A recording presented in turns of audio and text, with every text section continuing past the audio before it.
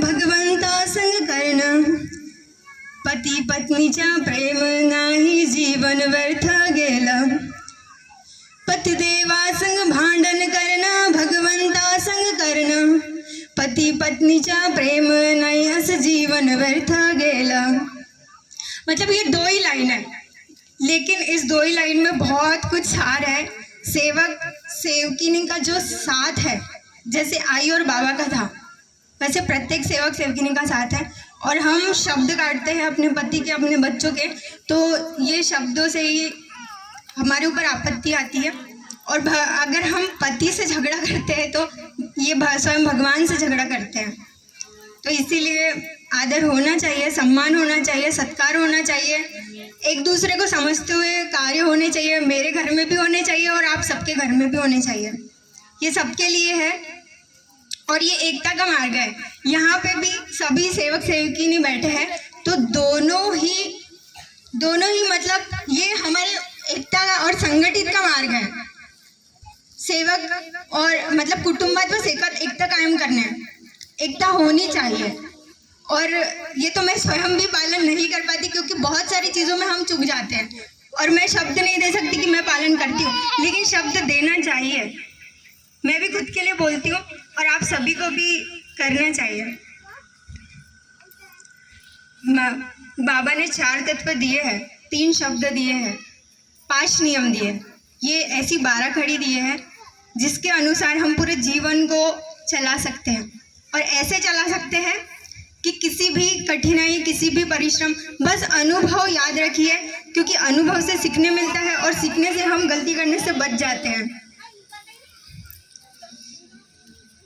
धरतीवर पाप बहु झाला, धरतीवर पाप बहु झाला, मनुनिया या कोरोना आला। ये भी बनाए थे, गरीबदास जी के ही गीत है और ये सत्य है, क्योंकि प्रत्येक दिन मतलब कुटुंब में एकता नहीं रहती, बहन भाई की नहीं सुनते, माता पिता एक दूसरे की नहीं सुनते और इसी वजह से फिर मतभेद होता है। सत्य कायम रहेगा तो मर्यादा का पालन होगा, मर्यादा होगी तो प्रेम अपने आप आएगा। इसीलिए ये तीनों शब्द एक दूसरे से जुड़े हुए हैं। जैसे सत्य है वैसे मर्यादा है, मर्यादा है वहीं पे प्रेम है। ये चर्चा बैठक 4 तत्व 3 शब्द 5 नियम पर हो रही है। मेरी बहुत इच्छा थी कि मैं यहाँ पे मार्गदर्शन करूँ, क्योंकि जो मेडिटेशन थी मैं वो छोड़ना चाहती थी।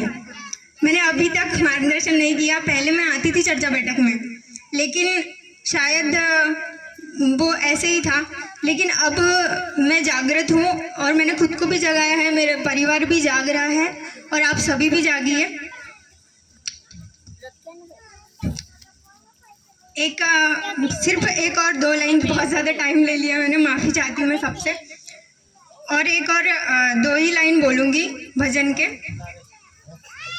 किती दयाळू आहे भगवान, दिला भगवंतानी समाधान, किती दयाळू आहे भगवान, दिला भगवंतानी समाधान।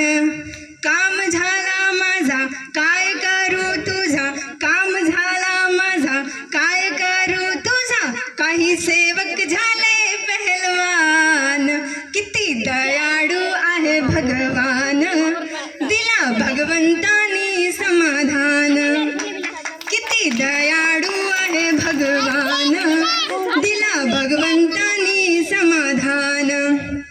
एक और है, बस सिर्फ 2 लाइन। बाबा और सेवक सौराष्ट्र के दौरे पर गए थे और उस टाइम में से बाबा ने, भगवान हमारे महान थे कि बाबा जुमदेव जी ने सभी सेवकों से विनंती किए थे और भीख मांगे थे सत्य मर्यादा प्रेम की। सभी सेवकों ने विनंती किया कि बाबा हमारे घर चलो, हम आपको बहुत सारी चीज़ें खिलाएंगे।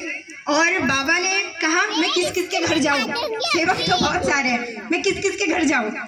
तो उस टाइम में मेरी दादी ने ये गीत बनाया था।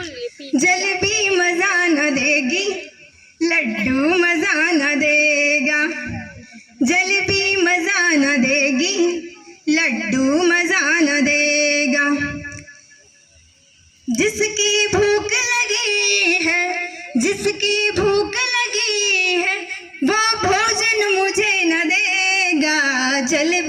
मजा न देगी, लड्डू मजा न देगा। सत्य की बनाओ सब्जी, मर्यादा की बनाओ रोटी, प्रेम का पिलाओ पानी, कहना न बात झूठी। प्रेम का पिलाओ पानी, कहना न बात झूठी, कहना न बात झूठी, कहना न बात झूठी। अच्छा लगेगा भोजन, अच्छा लगेगा भोजन, पेट भर खाना खाऊंगा, जलेबी मजा न देगी, लड्डू मजा न देगा। मेरे बोलने चालने में या मेरे मार्गदर्शन करने में स्वयं सृष्टि के विधाता, बुद्धि के विधाता भगवान बाबा हनुमान जी उपस्थित है। उनसे मैं माफ़ी मांगती हूँ। वैसे ही मानव धार्मिक संस्था का महान त्यागी बाबा जुमदे जी उपस्थित है। उनसे मैं माफ़ी मांगती हूँ। समस्त सेवक सेवकिनों की आई, उनसे मैं माफ़ी मांगती हूँ। हमारे मार्गदर्शक जी, संचालक जी, सभी सेवक सेवकिनों से, मूलवाड़े से, सबसे मैं माफ़ी मांगती हूँ।